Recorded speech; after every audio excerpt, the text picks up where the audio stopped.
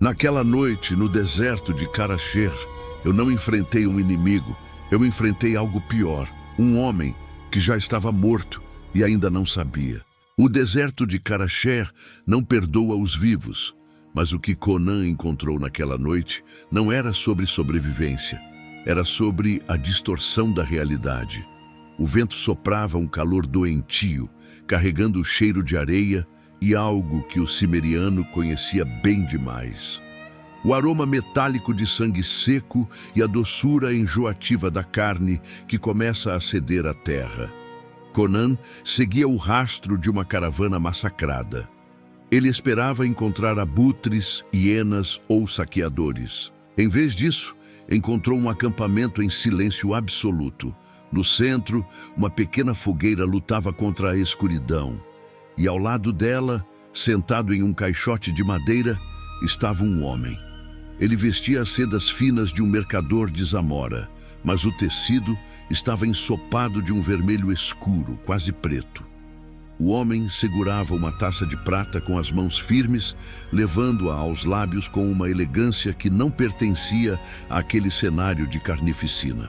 Conan aproximou-se, a mão no cabo da espada, os instintos de lobo gritando que algo estava errado. Ele parou a 3 passos. A luz do fogo revelou o que a escuridão tentava esconder. O homem tinha um buraco no peito, largo o suficiente para um lobo passar o focinho. Através das costelas partidas, Conan conseguia ver o chão de areia atrás do homem.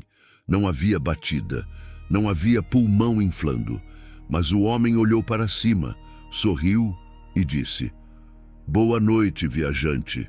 O vinho está excepcional. Aceita um gole antes que a noite esfrie de vez?" Conan não aceitou o vinho. Ele ficou imóvel, observando as moscas que já começavam a pousar na ferida aberta do homem, moscas que o mercador sequer espantava.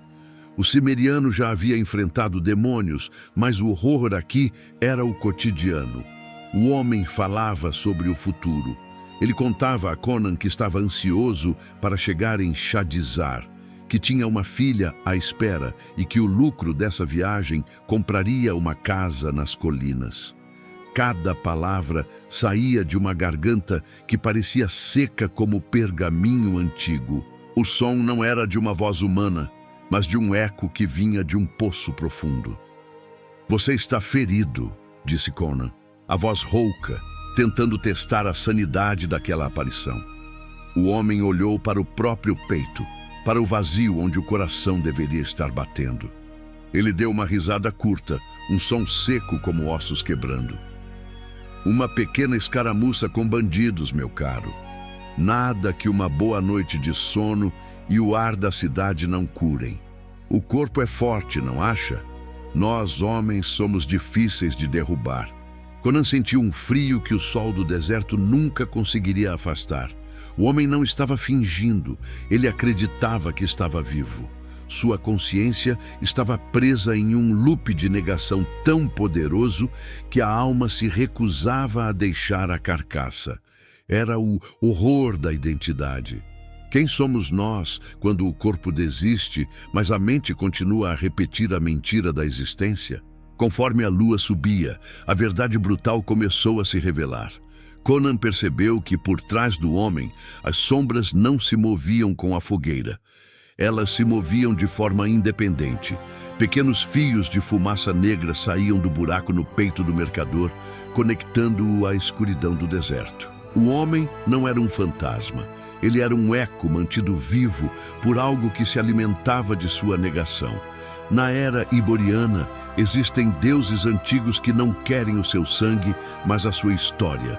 Eles habitam as feridas abertas e usam a consciência do morto para continuar existindo no mundo físico. A voz do homem começou a mudar. A civilidade zamoriana deu lugar a algo ancestral. "Diga-me, bárbaro", disse o morto, os olhos agora brilhando com uma luz fria e azulada. "O que é a vida além da memória de quem somos? Eu falo, eu sinto o gosto do vinho, eu planejo o amanhã. O fato de meu coração estar parado é apenas um detalhe técnico. Eu estou vivo porque me recuso a aceitar o fim. E você respira, mas sua alma está morta em 10.000 campos de batalha. Quem de nós é o verdadeiro cadáver? O horror atingiu o ápice quando o homem tentou se levantar. Suas pernas, rígidas pela rigor mortis, estalaram alto. A pele começou a rasgar sob a pressão, mas ele continuava sorrindo, um boneco de carne, sendo manipulado por uma vontade cósmica que Conan não podia compreender. Conan desembainhou sua espada, não por medo, mas por um respeito sombrio à ordem natural das coisas.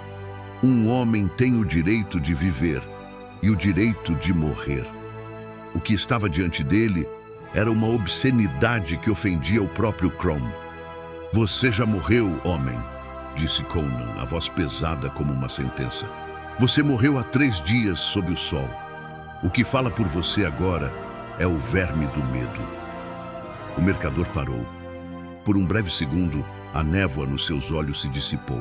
Ele olhou para as mãos cinzentas, para a ferida aberta e sentiu pela primeira vez o cheiro da própria podridão.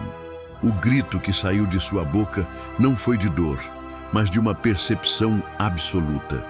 O peso da realidade esmagou a mentira. Antes que a sombra negra pudesse assumir o controle total daquele resto de carne, a espada de Conan desceu. Foi um golpe limpo, rápido, separando a cabeça do corpo. O corpo caiu como um saco de pedras.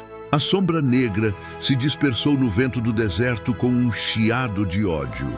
Conan ficou sozinho na fogueira.